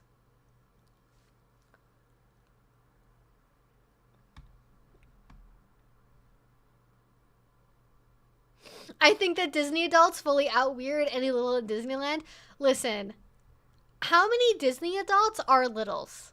Because I recently heard about Disney adults, and basically isn't the thing is that like it's just like an adult that's like really attached to Disney properties and like, I don't know, emotionally identifies with Disney as a thing. And like, don't get me wrong, I like some Disney movies. There's definitely ones that I revisit that are, you know, not that I watch them on my own regularly, but if I was having a sleepover, if I needed something for aftercare, like I would put one on, right? You know, I love Emperor's New Groove, great movie, but like I don't like religiously, I don't think I own anything from Disney. Like, I think we have Christmas ornaments and stuff like that, but like my family has stuff, not me. So I don't get it. However, if I had the money, I would collect anime figurines. So, okay? What is a Disney adult if not just an otaku for Disney? What is a Disney adult if not a special otaku?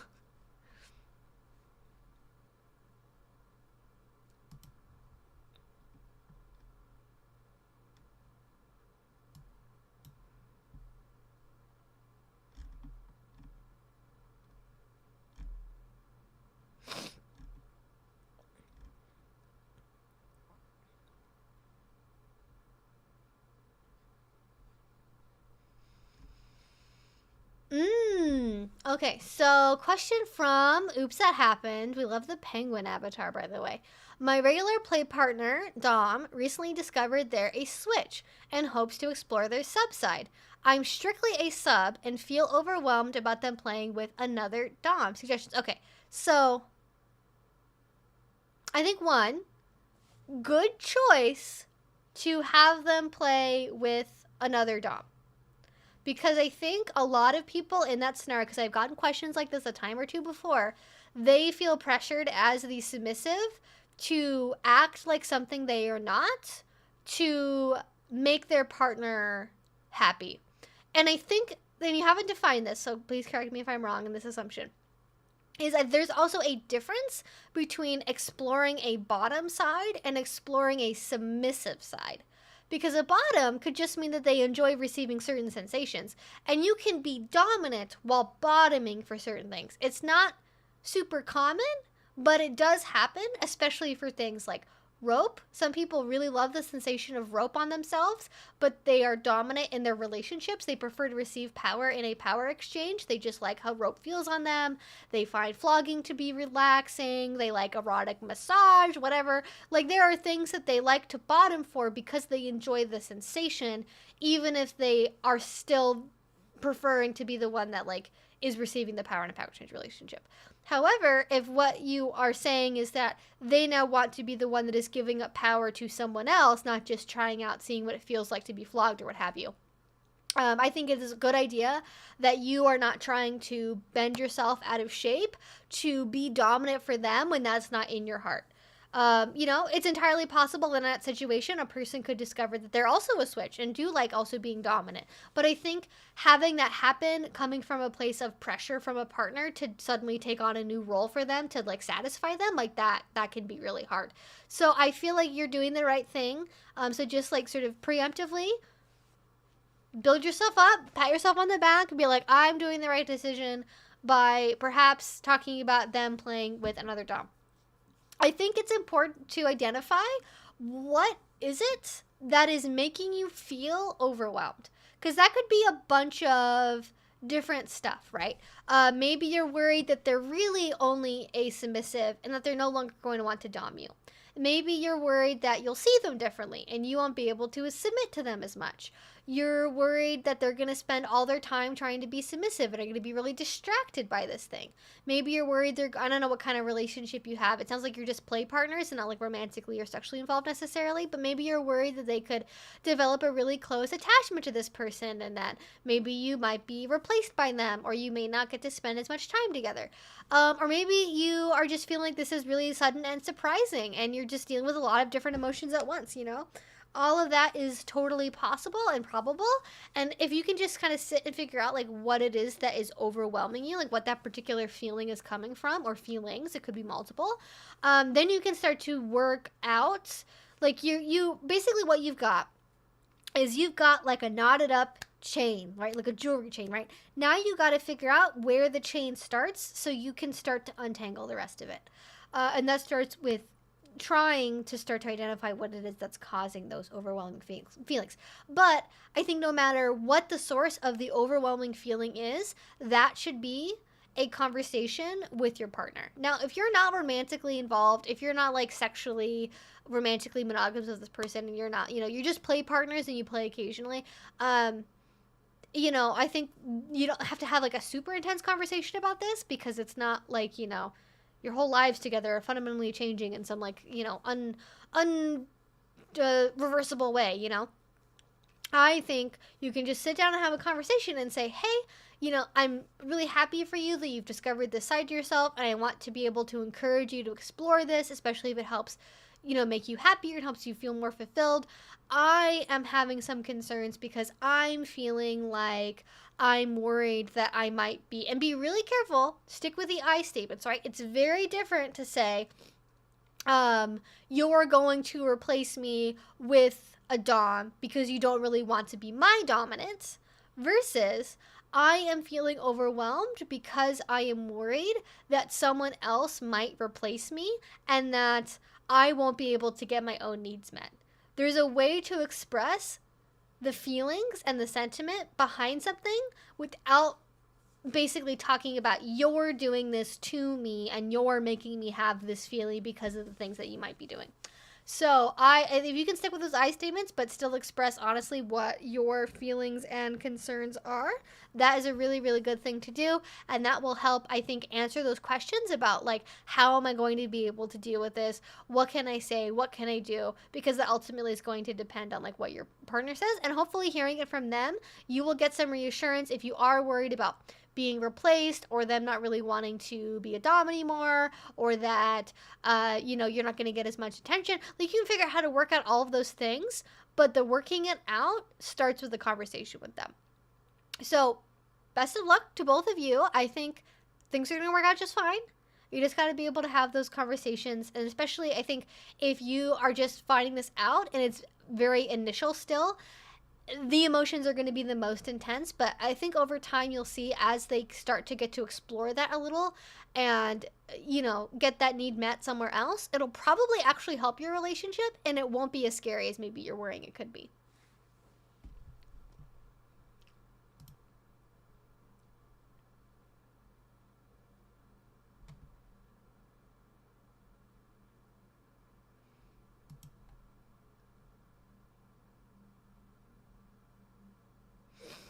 What are the age brackets for littles, middles, and bigs? I always see different ones. I feel like it's really subjective.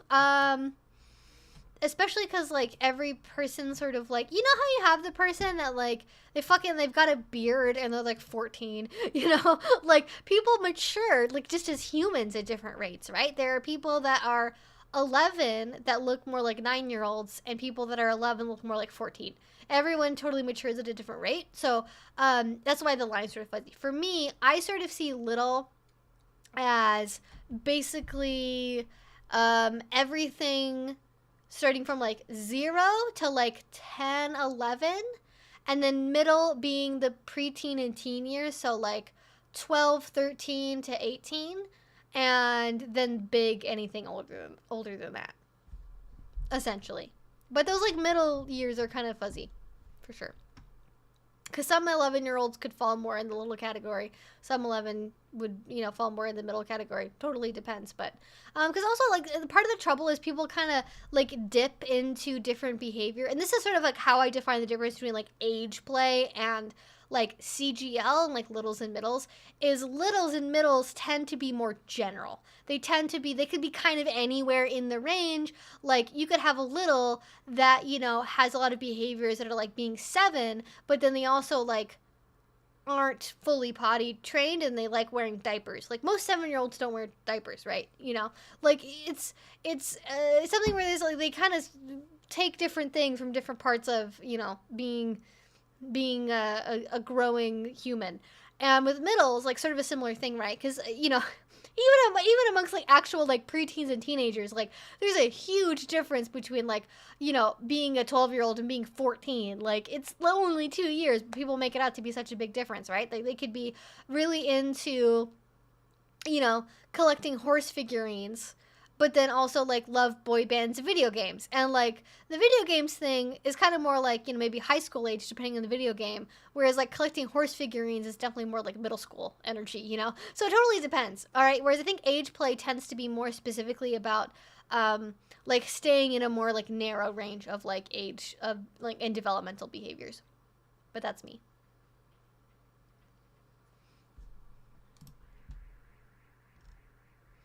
So many alarms going off outside. What's happening?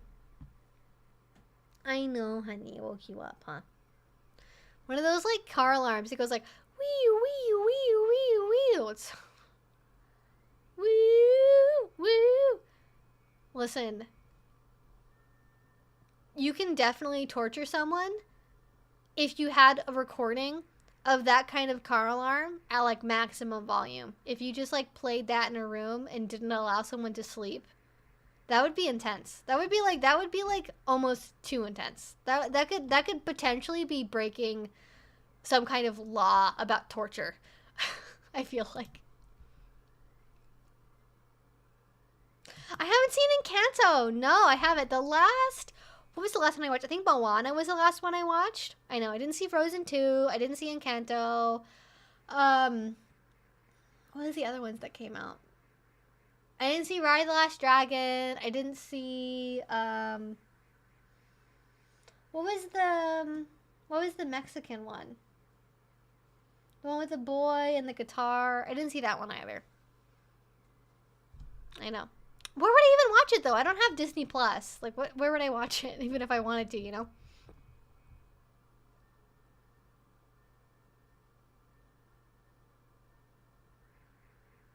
Oh, I meant to mention this. It was in my head, but I didn't. So for the last question about, like, your dom wanting to potentially be dommed by other people, like, I think, you know, as part of that process, maybe it might be better for them to see a pro dom for a session, you know, rather than maybe meeting somebody in the lifestyle, just because you know there's going to be that professional separation. And that's also like, easier to find, let's be honest. It takes a lot of time to meet someone in the lifestyle that you're totally compatible with.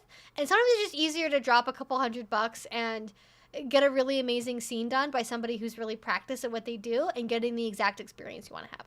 So going to a professional might be better for that. And you know, then there's going to be that professional set of boundaries, and there's not going to be the potential for maybe the emotional entanglement that you might be worried about. And also, like, if you can ask them to like debrief with you after you know, do stuff with other people, and you can have conversations about what it is they're going through, and just like reduce the chances your brain has to like guess about stuff. Because when you're guessing about what's happening, that is when you get into major like scary brain territory, with your brain going, oh my god, they're doing this and this and this, and they're, oh my god, they're having the best time, and they're doing this, and they're not gonna want to play with me anymore, and blah blah blah. Like, if you can if you can just, you know, and being comfortable hearing that information, or them feeling comfortable disclosing it, is a little bit of a different question, but assuming all of that is fine, you can definitely have it set up to where, you know, how did things go? What did you do? How did you feel? And that can even be part of aftercare for them as well. It can actually be something that they benefit from too.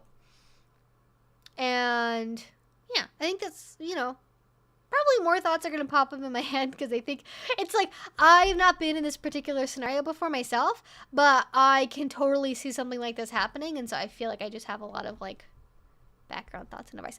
By the way, guys, just as a quick reminder, we have about 15 minutes left, so definitely make sure you send in your questions now. I cannot promise I will get to all of them, so if you want to make sure that I answer your question, you can go ahead and use a super chat down below. It's the little $ icon, or you can go to Streamlabs if you don't want to give YouTube 30% of your donation. That is the best way to do that. So yeah.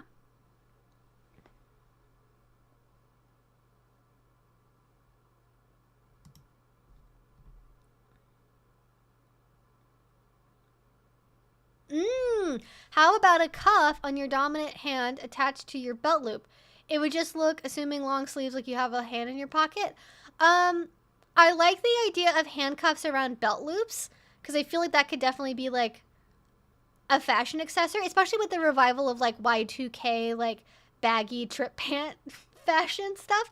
I think that you could maybe make that work. I just feel like handcuffs in general are a bad idea, like as on principle, because they're locking, they're metal, they're used as a form of like restraint by law enforcement. I just really feel like it's not something that I would go for.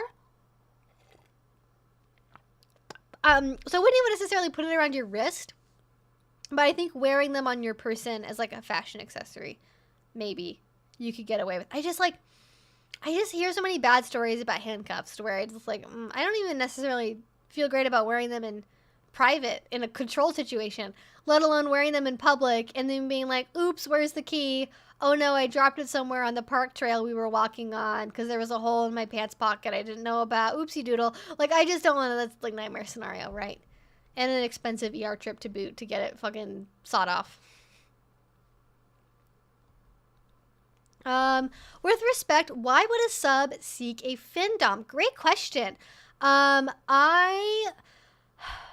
think I'm gonna do a video about this because I feel like the motivations for financial domination are really interesting because I think the way that we conceive of financial like power exchange seems to be the kind of financial domination that's offered by primarily female prodoms to primarily heterosexual male clients.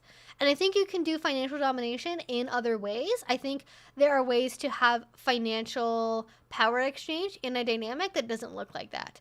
But I think for male submissives that are going to female professional prodoms for findoming, I think it is an extension of masculinity as expressed through a submissive frame of mind, right? Because traditionally, men are supposed to be the breadwinners and the providers, and they are supposed to be the one that helps financially maintain a household. And so actually giving the money up to a woman is a way to still be a provider and be the breadwinner for someone, but doing it in a way where, though you are, you know, doing something that is technically in line with masculine values, you're doing it in a way that is submissive towards the woman, and the woman is the one in control of the purse versus you being in control of the purse and also being the one to make the money. So I sort of see it as like a submissive deviation of like masculine standards around men traditionally being the ones to, you know, work the jobs and make the money and all of that. And I think it's definitely a power thing as well. And this is something you see a lot with, like, actually with male pickup artists and that sort of, like, whole culture. That is also very materially focused. It's also very money and, like, monetary success focused as a symbol of value and a symbol of, like, your accomplishments as a man. And so because obtaining wealth is such an important factor in traditional masculinity and being a real man and being a grown adult and all of that, anytime you have a situation where power is involved and you know, sort of, I mean, money is very much associated with sex, like just in general, like, as you know, in order to avoid being a beta cuck, you must become a rich, successful CEO or whatever.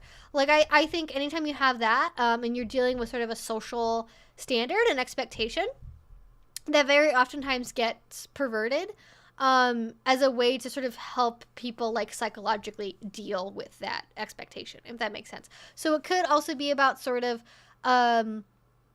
like erotically dealing with the social expectations of how you are supposed to perform masculinity when it comes to money, or like displaying your masculinity. I think it's a very, like, submissive way of still filling that role of being the one that is giving money. So I feel like that's, if I had more time to prepare an answer, I feel like I could probably give a better answer than that.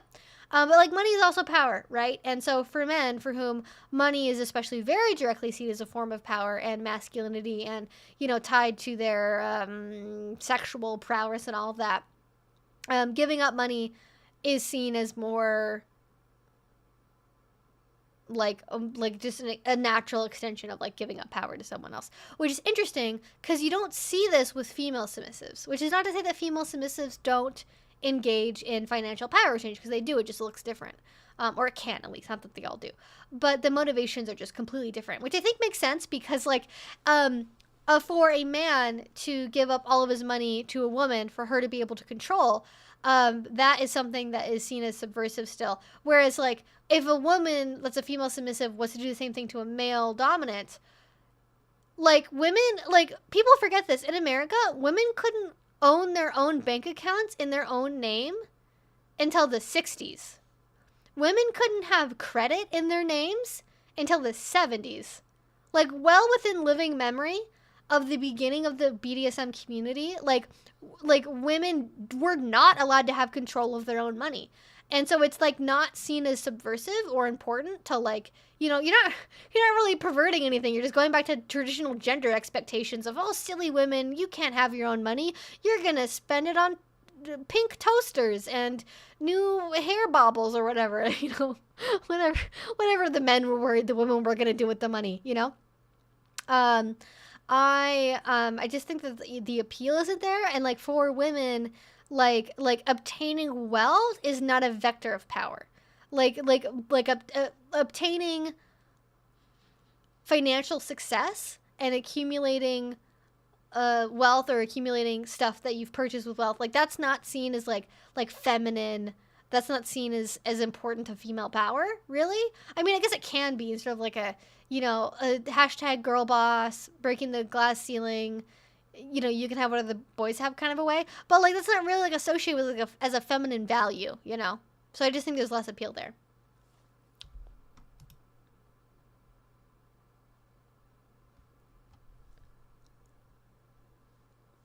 I got a pink toaster in my Amazon cart right now. I mean, listen, I love the fact that you can go on Amazon and buy a toaster in whatever color matches your aesthetic. Buy that Hello Kitty toaster. Do it. Do it now. I do wonder if it's a way to keep one status in the male hierarchy when you have submissive tendencies. In a real way, it's a flex. I have money to literally give away for nothing. Oh, yeah. I totally can see that as well. I actually wonder, like, would men talk to other men about their financial submission? Like, do they see it as humiliating? Do male submissives that do it, do they perceive it as empowering? Do they feel like, I was able to serve my mistress in this way because of my money and I'm so proud of myself? Or is it more like I'm being humiliated because all of my money is taken by this person and I don't have control over it? Because I think that would maybe sort of correlate with the tendencies there. Because I think it could be, right? I think it could be about, you know, because most people that have the financial resources to be able to do stuff like this are, you know, they're wealthy professionals, they're tech workers, they're lawyers, CEOs, etc. Like people that have money to burn on just giving somebody, you know, $400 every week or whatever, right? Like most people don't have the means to do that.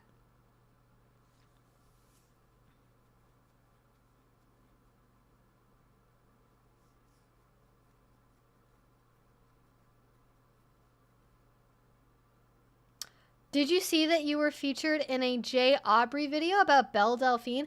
No, when did this happen? I never get featured in other YouTubers' videos because my channel is a death sentence for YouTube promoting your content. I'm familiar with some of Jay Aubrey's stuff, I think. Let me look this up real quick. Who is this? I know that I've watched this person's videos before. Why is this so... does this person show their face on screen at all? Sorry, give me a second. I want to see if I recognize this human person. Enter the internets. Okay, I recognize,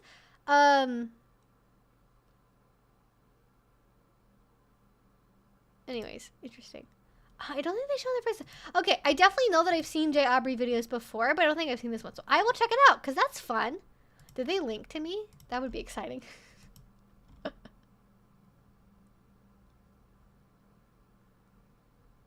Other resources. I'm probably... Oh, there I am. Oh! Yeah! I'm totally in there. Look at that. Evie Lupine. Yup. That video me. Cool. You know what? It's funny. That Belle Delphine video I did, I still get some people who comment on it, but it's so funny because the comments I get on it now are always like, you're just jealous because Belle is successful. And I'm like, I don't mind that she's successful. Like, I'm happy for her. I don't agree with putting googly eyes on octopuses and doing sexy things with them. I don't, you know, that's not my bag. It kind of weirds me out as a vegan and somebody that thinks things from the ocean smell bad.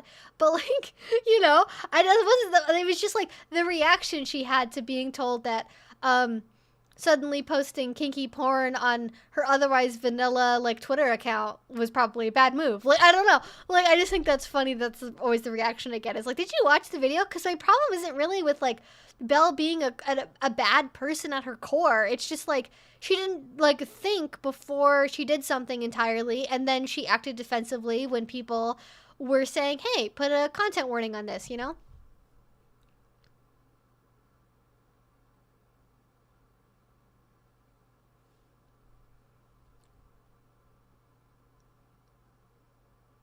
You're just jealous she's successful. She got wiped out of nearly every platform.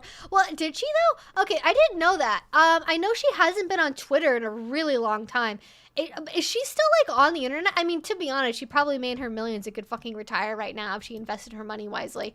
But like, did she get kicked off or did she just leave the internet? Because she did that before this happened. If I remember correctly, she had already been gone for a while, and then she posted this stuff, and then got huge backlash, made a defensive response, and then left again.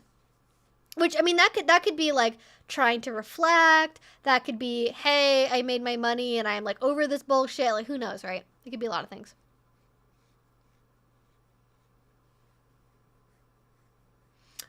I think she must. I imagine she has an OnlyFans.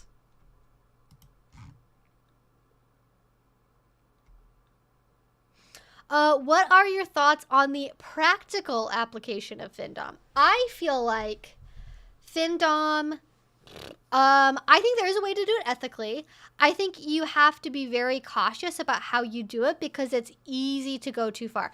This is something I learned when I made the video reaction to the financial domination video, is that there is a word for people that are in a FinDom relationship as the FinSub. I don't want to call them pay pigs. I find it just like it has like inherent connotations to it that like I'm like, I don't know. You're not. This feels like a title that you have to have a conversation about before you use. But with FinSubs, if they spend too much money and they leave and then come back again later, that is called relapsing. That is the term for it. That doesn't seem great, to be honest with you. That does not sound good. If your thing that you're doing is using the same terminology as drug addiction, that is probably not a very good thing. But I think you can do it as long as you like. I think you have to really establish like, you know, the person's income levels, you know, set spending limits for them. You know, you have to have a way as I think as the Dom to put boundaries around that to make sure it stays ethical. And like choosing to not take all of the money that you can just because it's freely offered. Like this is sort of a like you wouldn't steal a car like kind of example. You know, like the old commercials that would play like before you watch a movie in a movie theater, be like, you wouldn't steal a TV, you wouldn't steal a car, you don't steal movies. Like it's gonna sound like that. But just because something is freely offered doesn't mean you should take it. If somebody says, I would love it and have the best orgasm of my life if you chopped off all of my fingers, that does not mean you chop off all of their fingers. Just because somebody's into it doesn't mean the wise long-term answer is to say yes to the thing. Think with your brain, not with your wallets. Please. And this is what I think ends a lot of like newer Dom careers and like gets them in trouble is the money is so alluring, but they don't stop to think about the ethics of what they're doing. Like, they don't consider that what they're doing is one, it's hurting other people in the community, it's hurting sort of the reputation of BDSM as a whole, but it's also hurting themselves too. Because like once you get a reputation as like, oh man, this Dom will say yes to anything as long as you offer enough money. Like that's when you get other people who want really weird shit, you know, that's like definitely crossing some boundaries.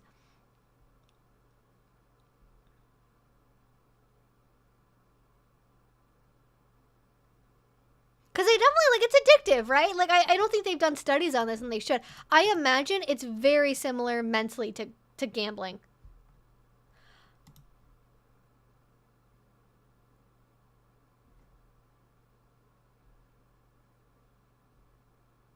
It's very, like...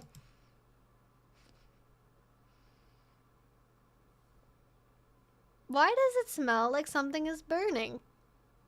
give me a second.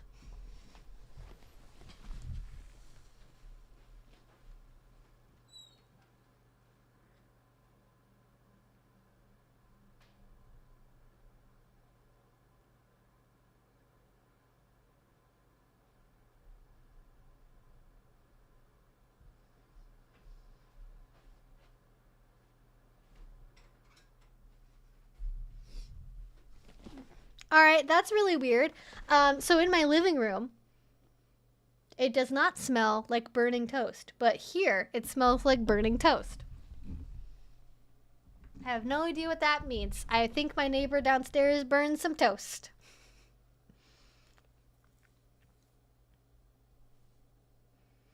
Yeah, not to mention other people in the submissive's life, like spouses, partners, children.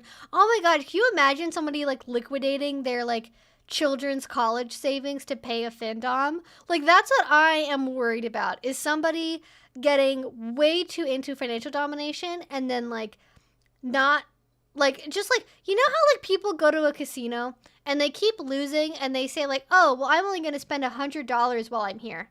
And then they spend the $100 and they, they're not getting the high, right? They're losing, slots aren't going their way, poker's not going their way, whatever. And they take out another 100 and then they lose, and they take out another 100 and then they win, and then they spend all the things that they won and then some, and they got to take out money again, right? It's just like, it's a vicious cycle. And I don't necessarily know if a lot of people, especially people that are doing it to sexually get off, like, know what their boundaries and limits are.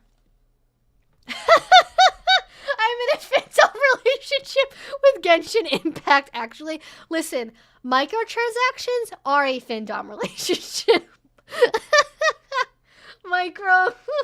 Microtransactions in video games are FinDoming. Oh, God.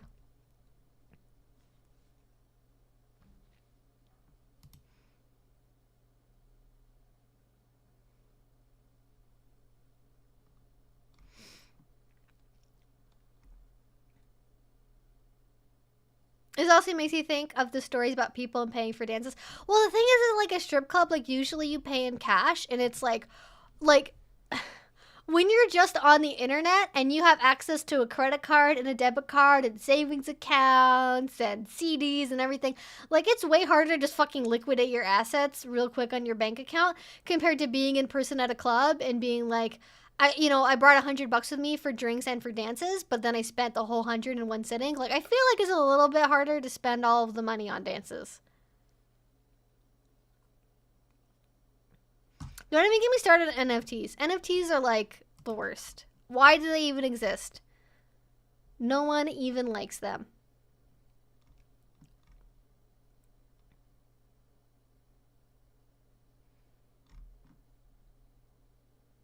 She doesn't even go here. I'm so glad I finally got to use that reference in a video. It was very fun. I don't tend to put in a lot of like meme references in videos because I feel like that has to age really poorly, to be honest. But Mean Girls is forever. Oh, Coco, that's what it was. Yeah, I haven't seen Coco. I've heard it's good. I haven't seen it though. Have you seen Final Justice with Annette O'Toole? Gwen handcuffs Merle to the bathtub and forces him to listen to a popular rap song he's very tortured. Not a BDSM movie, but some bondage. No, I haven't heard of that before, actually, but BDSM is everywhere if you look for it.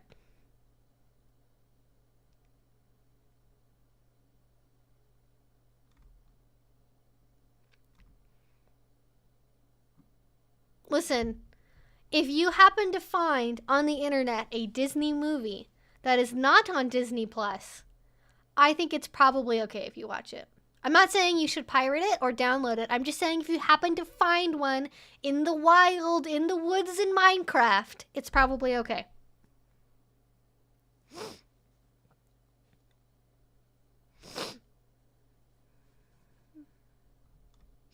Yeah, gambling addictions can be really scary for sure. Like, it's like people, like, it just happens so quickly. And like, I have family members that like to go to casinos and they play poker and stuff, but they always have limits and they stick to the limit. They get cash out at the first of the night and once that money is gone, it's gone, and they don't go back and get more. And you have to be really disciplined about it because it is so easy to, because that's how casinos make money. Like, that's how they work, you know?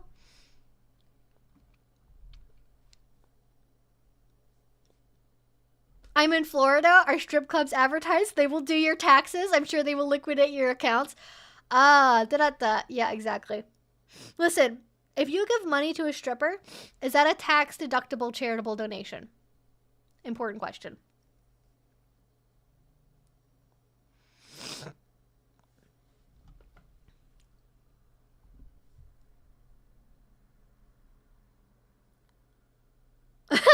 My prime source of movies is for 144p versions posted on Discord meme channels. Yeah, exactly. Listen, the lowest quality possible. You really want to get that tube TV, but far away at the other end of the room, like viewing experience, ideally. That's when it's peak. Oh, yeah. Did you guys see the, what's it called? They're trying to make a Disney, like a Disney housing development again, which is like the third time they've at least had the idea proposed. And I think they've at least tried it once before. But they're having like a private like Disney community they're building. That's going to work out super well, I'm sure.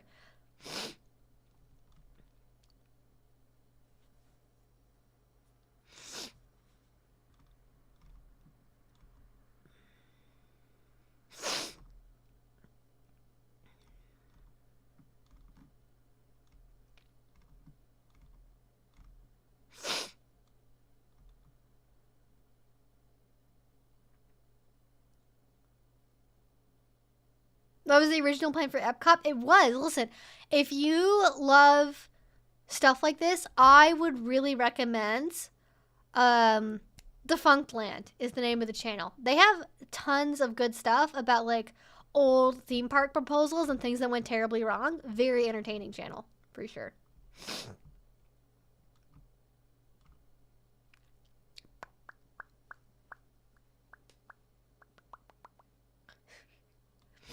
All right, I'm trying to find, we're just like deep in the conversation here. I'm trying to find one last question to answer before I head out for tonight because I'm very tired and I'm worried about my computer overheating.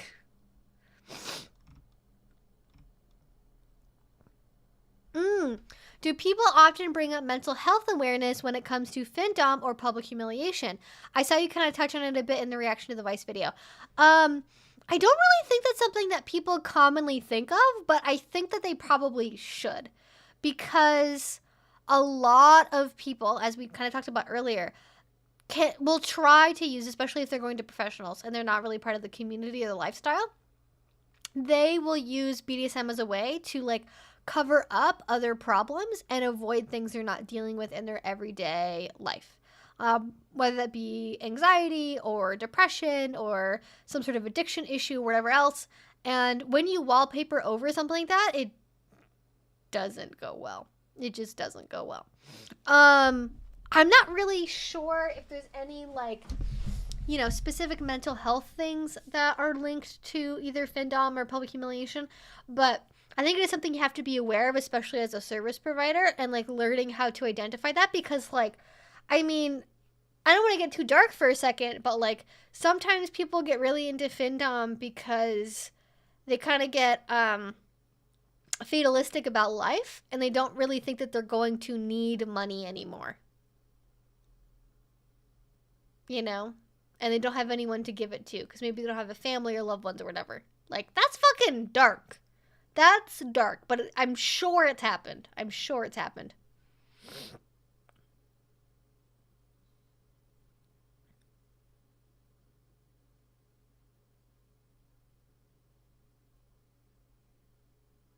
All right, well, I think I need to figure out what the source of the toast burning smell is.